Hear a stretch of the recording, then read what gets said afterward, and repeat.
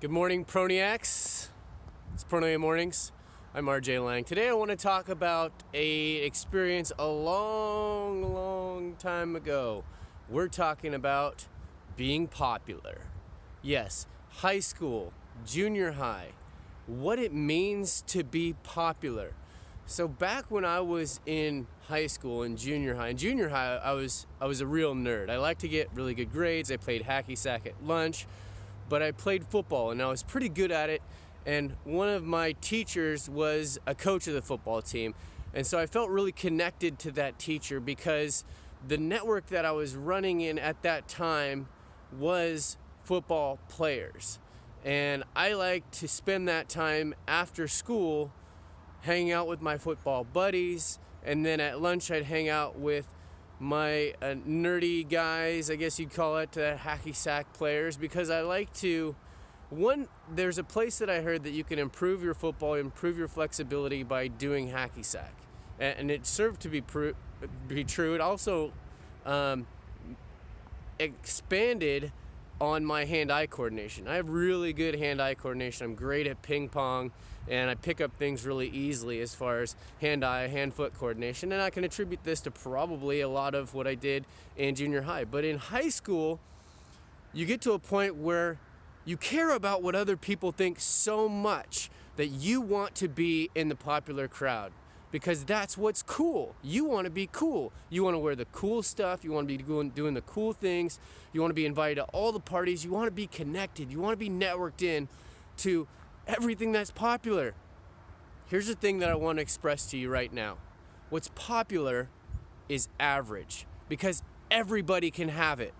It doesn't take much to be popular. You just have to wear popular clothes, say popular things, do things that maybe are against what you truly want in order to become popular. And this is what limits you to make you average. Now, what at the end of this year, as this year comes to a close and we start a new year, I want to talk to those younger people out there to challenge you to define your own cool. What brings you massive joy? Because popularity in and of itself, I found that when I tried to go after the popular crowd and didn't have the same interest, maybe they were soccer players, or maybe they like to smoke pot, or maybe they like to drink all the time because that was what they thought was cool because it was rebellious.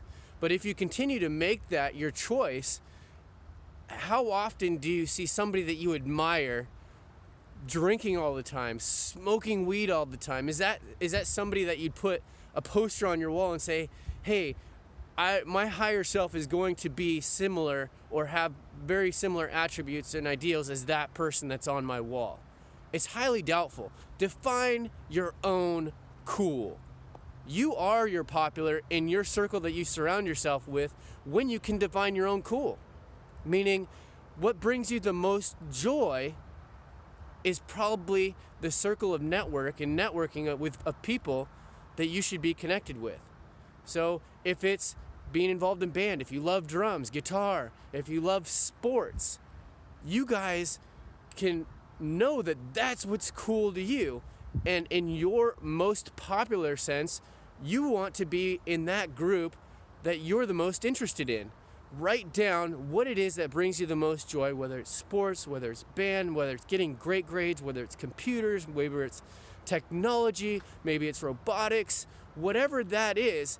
It's going to come from you. It's not going to come from somebody telling you, hey, this is what I think that you're interested in, or hey, why don't you go further along in this. If that's not something that interests you, I would highly suggest trying out a lot of things as well. Read into a couple of different subjects that maybe you've thought might interest you, and then reach out to people that are currently doing this, that are involved in the thing that interests you and gives you a lot of joy. Because I'll tell you right now, if you are the most popular person in your high school, in your junior high, what's going to happen is you're going to have the most mediocre joy all the time.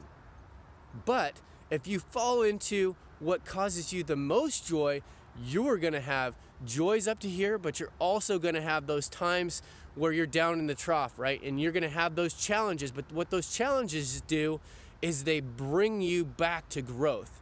They allow you to grow above a level in order to become the person that you're truly meant to become. That's why you have these desires. That's why you're writing down and defining your cool, because that's what's instilled in you.